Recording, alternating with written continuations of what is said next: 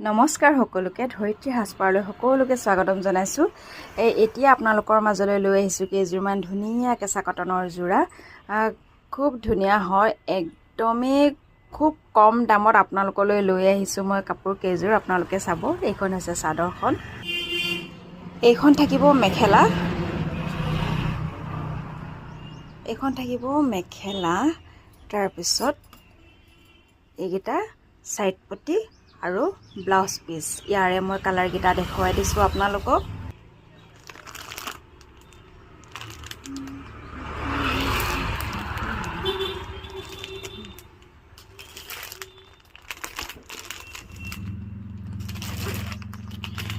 Colour অপশ্যনকেইটা বিৰাটেই ধুনীয়া হয়।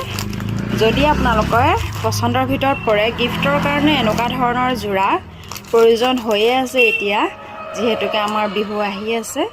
কাপোৰ কেইযোৰ ল'ব পাৰিব মাত্ৰ 580 ৰুপিছত। Thank U.